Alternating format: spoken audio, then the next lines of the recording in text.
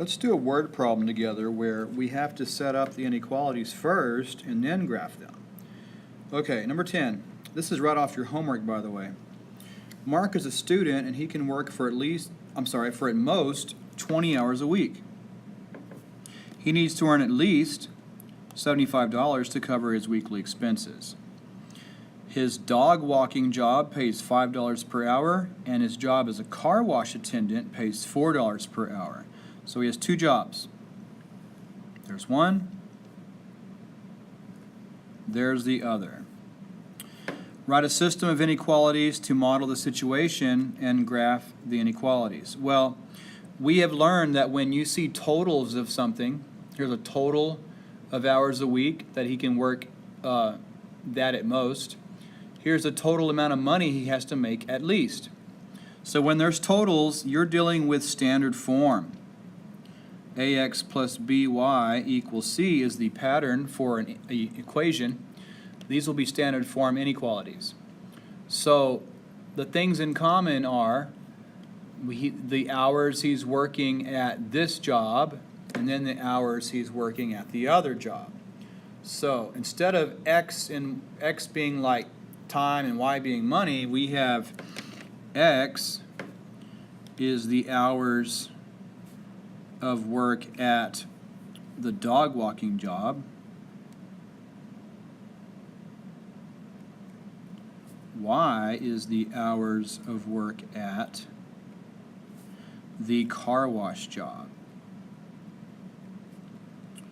When you have that, we know it's going to be, first of all, you're just adding the hours together right here. The hours at the dog walking job plus the hours at the car wash job can be at most 20 hours total. At most does not mean more than, it means less than or equal to, because he can't go over the 20. 20 is the most amount he can work. So 20 or less. And then when it says at least, these are a little bit confusing. At most sounds like more than, but it actually means less than because this is the biggest it can be. This one sounds like less than, but it really means greater than, because he has to make $75 as the smallest value, but he's happy to make a lot more than that, right? He can make greater than or equal to $75.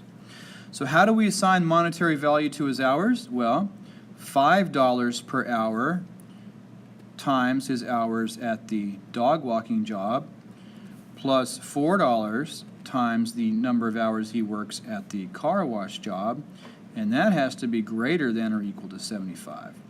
Now the graph of this is a little bit weird. I'm going to go ahead and graph it on the calculator first because it's a little tricky to graph on the grid. So I'm going to go ahead and show you. I'm going to go to my graph in the Scratchpad, and I'm just going to go hit delete, go to relation, and type in x plus y is less than or equal to 20. X plus y, control equal, less than or equal to 20. And that looks weird, right? So don't worry, we're going to zoom out in a minute. Let's go ahead and put in the second one. 5x plus 4y is greater than or equal to 75. Okay, and we have a little corner of pink over there. So what we're going to do, we're first going to go over here. Since we see something happening over here, we're going to click and hold the screen and start dragging over this way. Oh, there's some intersection there. That's the double shaded area. Okay, I'm going to let go by a quick tap. Now I'll let go. I'm going to go to menu and go to window zoom, option 4. I want to zoom out, option 4. And every time, wherever I click, also centers it right there. So let's just click here and keep going. So that's a really interesting graph. The double shaded area is very slim. Okay, that is the solution.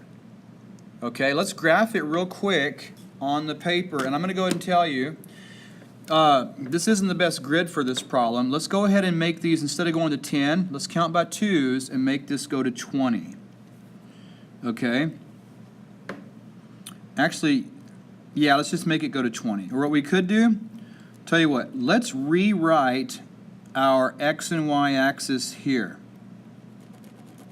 because that one where it's at is not doing us much good. We're not going to use much of the negative quadrants. So this is up to 20, and this is up to 20, okay? Because I'm looking in right here at this positive information here. Let's zoom in a little bit.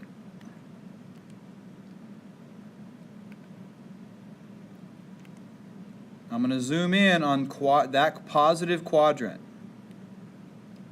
Oh, a little bit too much, but that's pretty much it right there, right?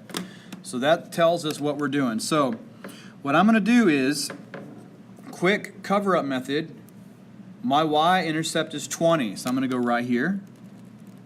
My x-intercept is 20, so I'm going to go right here. So that line, now that we've changed our graph to meet our purposes better, that one is, all my rulers are at the front of the room, so I'm just going to hand draw this right down the middle. And it is solid. It is solid. We always want to double check.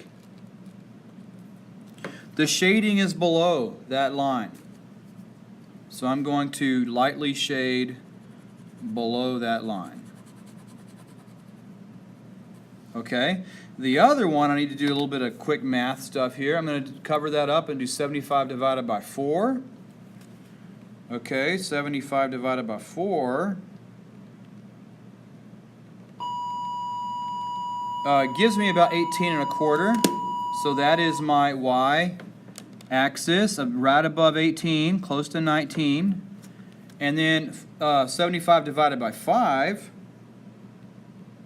is going to be 15. So here's 10, 11, 12, 13, 14, 15, about halfway here. And let's go ahead and connect that real quick. So it resembles what we had over there. They do end up crossing up here, and they get wider and wider down here. Now the shading for this one, interestingly enough, is above this line. So our double shaded area lies right here in this really interesting middle area. That's the solution for that. Okay, so that's how you do number 10.